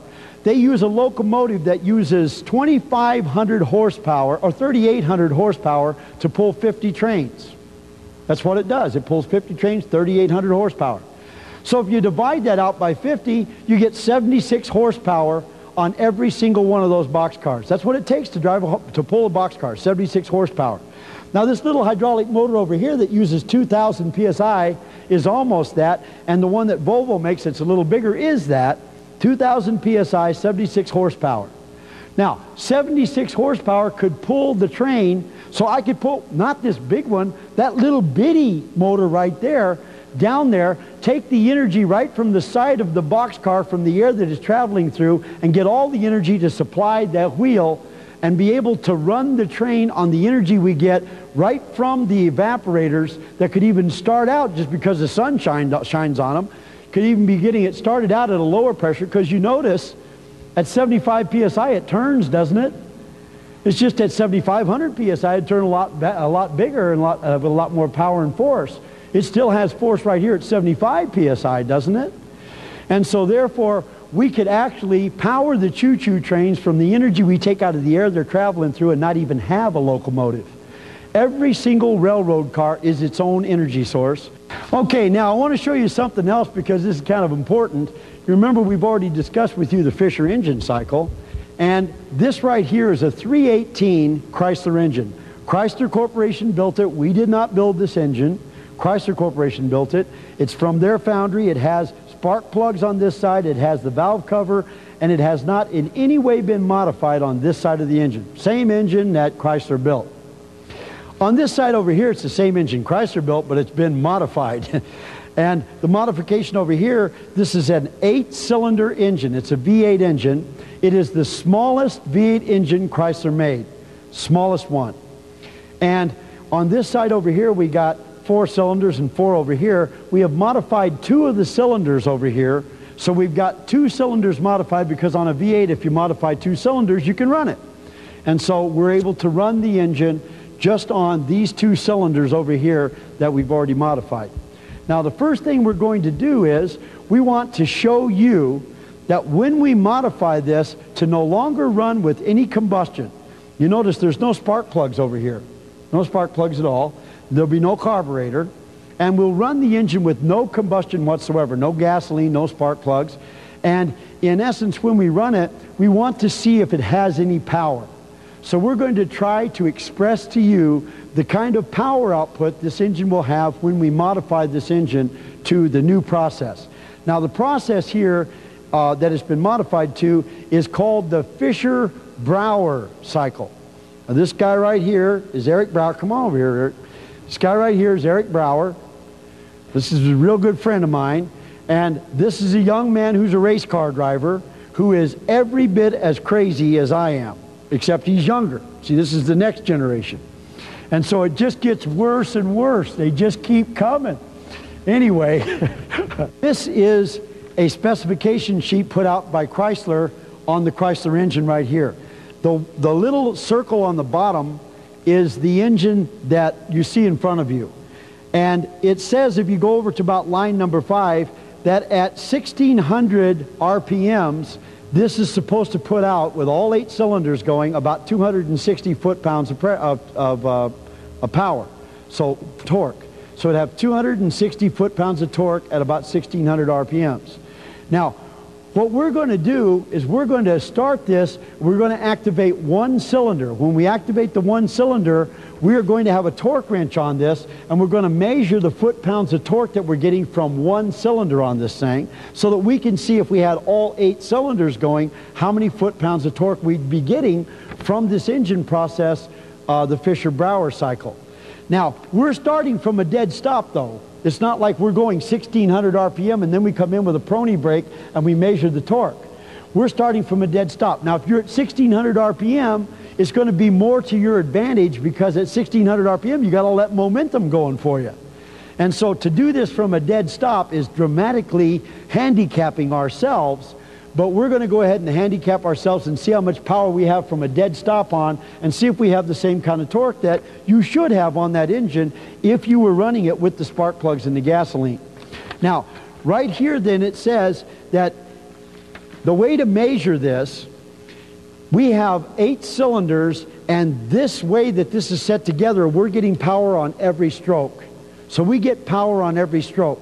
The way it's normally set up on an 8-cylinder, you get power every other stroke. We have changed this to get power on every single stroke. Now, if we get on 1 cylinder 100 foot-pounds of torque, when it travels all the way through its travel, 100 foot-pounds of torque, there would be 2 of these cylinders up at any one point in time. So 2 pistons would be up together. So if one of them went through a whole cycle and got 100 foot-pounds, to compensate for the other one that would be going through the cycle at the same time, you should double the torque that you get from 1 cylinder. So the torque you get from 1 cylinder would be doubled. So if we got 100 foot-pounds on 1 cylinder, we'd be getting 200 foot-pounds on the 2 that are up together at any time. Then the other 6 pistons are somewhere in their travel while this is going on, if you had it actually functioning and running. And so to compensate for the other 6 cylinders, take what you get on the 2 power strokes and divide it in half, and that'll give you the compensation of the other 6 cylinders. So if on 1 cylinder I got 100 foot-pounds, I'd have 100 and 100's 200, half of that's 100 is 300 foot-pounds of torque. So in other words, take what you get on one of them, divide it by 3, and that's the power that you'd be getting. Now, in order to do that, if I'm going to get 260 foot-pounds, if I got 85 foot-pounds out of one of these cylinders, then 85 foot-pounds times 3 would be the 260 foot-pounds. So the biggest V8 engine Chrysler makes, this is some data on the biggest V8 engine Chrysler makes, and if you go over about 5 lines and you look there, you see that it's a whole lot more torque than on this little smallest V8 engine Chrysler makes. And as a matter of fact, if I got 125 foot-pounds on this one that's been modified to the Fisher-Brauer cycle, if I got 125 foot-pounds on that one cylinder, multiply that times 3, and I would be getting as much power out of the smallest V8 engine Chrysler made as we would be getting out of the biggest V8 engine Chrysler made. Now, wouldn't that be a kick? Now, this right here is the same torque wrench, Sears Craftsman, and if it goes, when we put it on here, if it goes up to about here, that's the 85 foot-pounds of torque, about halfway across this. If it goes all the way out to here, that's 125 foot-pounds of torque. So if it goes within about an inch of the end, then we are getting as much power out of this as we would be getting out of the biggest V8 engine Chrysler makes. If it goes right to about there, about halfway across these numbers, then we're getting the same torque out of this as Chrysler gets out of it when they burn gasoline in it and run it as a regular small V8 engine. All right.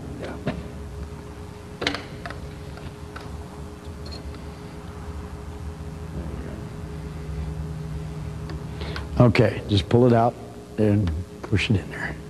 Okay.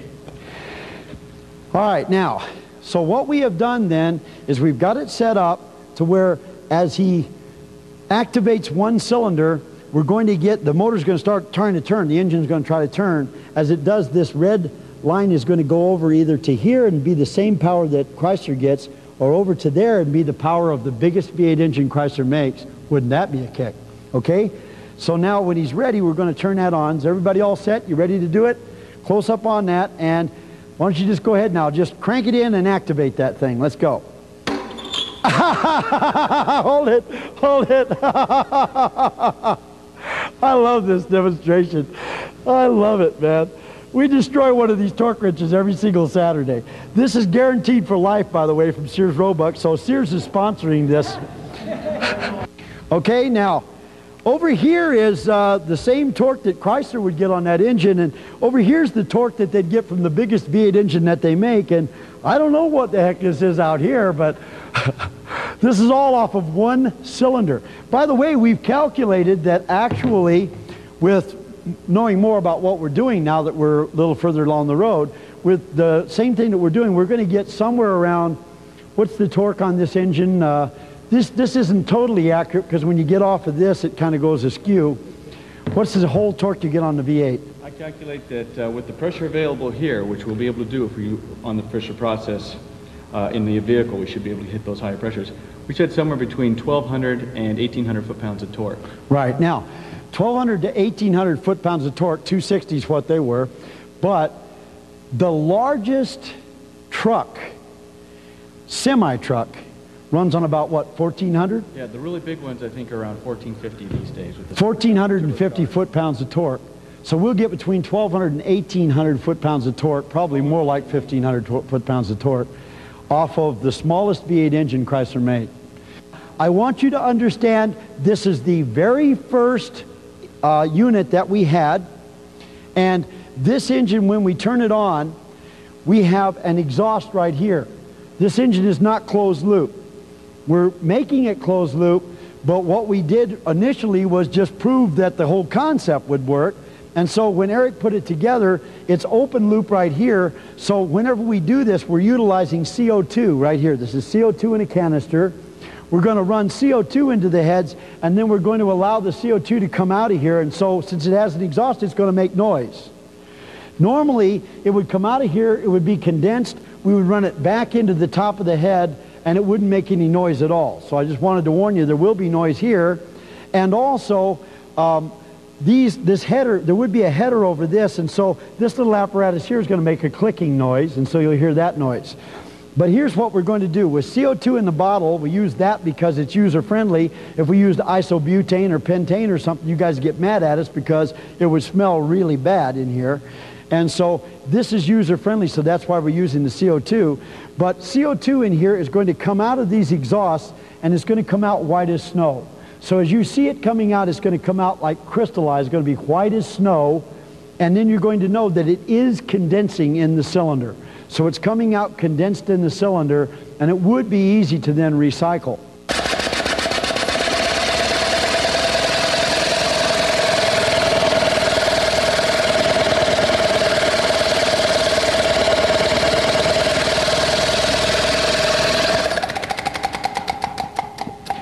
Okay, now let's have Eric come over here and explain to you guys what he did here.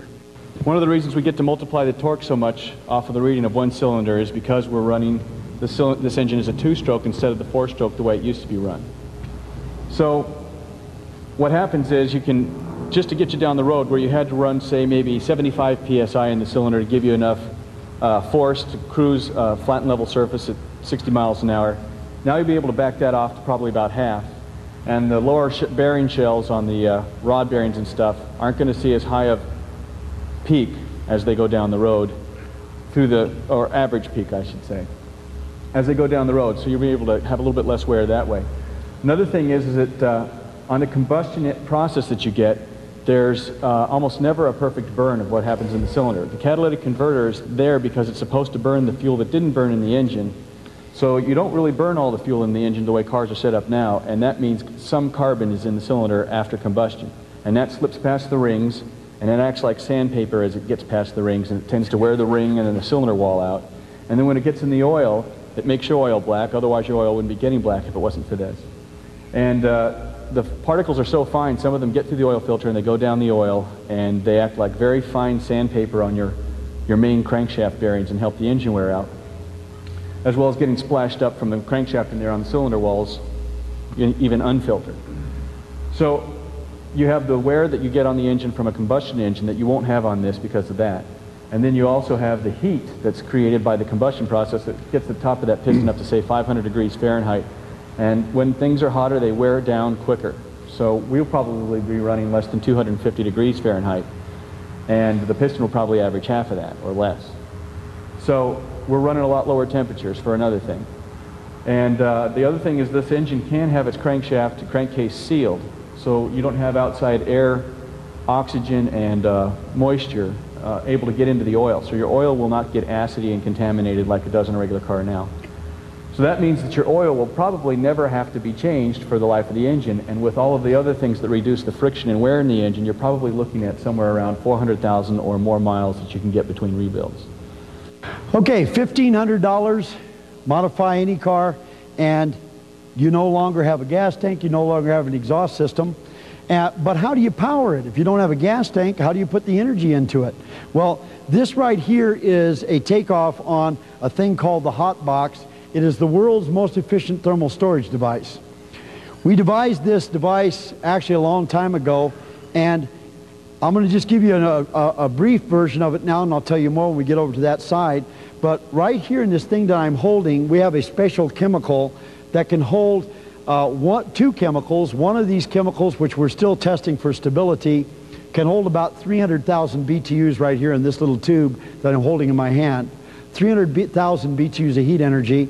But with the other stuff that we've already tested, that we already know what it is, we can hold about 60,000 BTUs right here. Now, if you can imagine, these little things go into a compartment here that have insulation on them, and also we wind the whole thing in carbon fibers on the outside, which withstands 250,000 pounds per square inch. So impact, you could take this and drop it down the Grand Canyon when it's wound with carbon fibers and you can't destroy it. Nothing you can do to hurt it in any way. We have a hot little bullet, that bullet right there on the inside, that's about 2,000 degrees, and we got this thing sitting right up here inside the engine compartment. We lined the inside of the engine compartment with these, and every one of these things have from 60,000 to 300,000 BTUs of heat energy in them. All you have to do is remember to plug, actually not this little cord because that's a small one, but it would be a much bigger, more beefy cord. Plug that into the electricity at your house, and then this will charge in the evening, and you'll have enough energy on site that if the one thing that we use, we have to use that, you'll have to charge it once a week. But if the other chemical that we're checking for stability right now turns out to be what we think it is, then you'd only have to plug it in once a month, and you'd have all the energy you need for a month's worth of driving by plugging it into electricity one night, overnight, while you sleep. Wake up in the morning, you're ready to go for another month's worth of driving. So you never stop at a gas station. But why would you use electricity, you ask? Because we over here have got a technology that can take the energy right out of the air through the world's most efficient heat pump, couple it with a Fisher heat engine, and produce electricity totally for free at your house. Okay, what is happening right here is this is a direct drive compressor. This direct drive compressor takes Freon from the panels, and it runs that because this direct drive is causing the pistons to go up and down. That gives us heat into the boiler. The boiler expands the other Freon back through that into a double-acting piston that's going back and forth.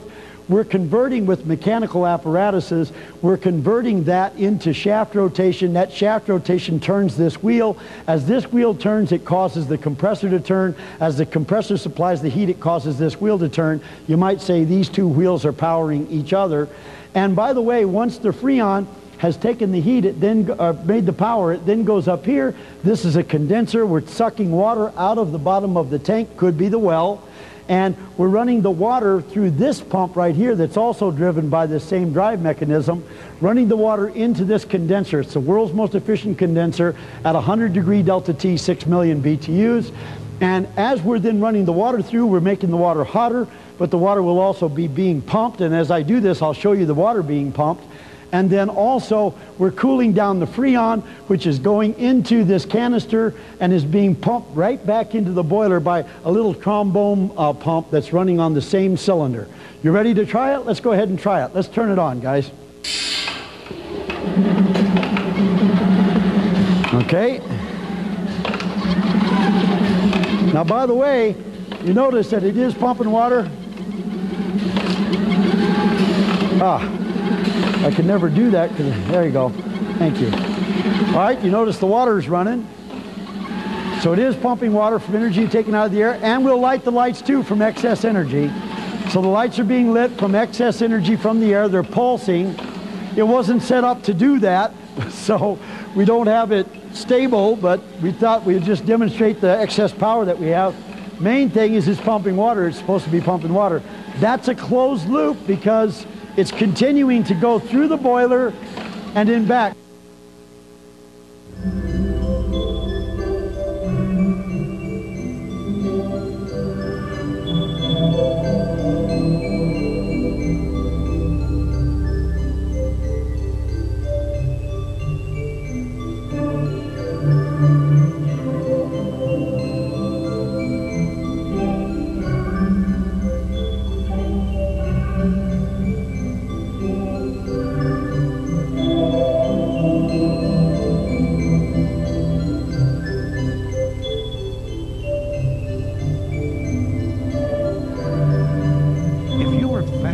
By the amazing technologies and concepts you've just witnessed, now you can get even more valuable information and details from the New Energy series.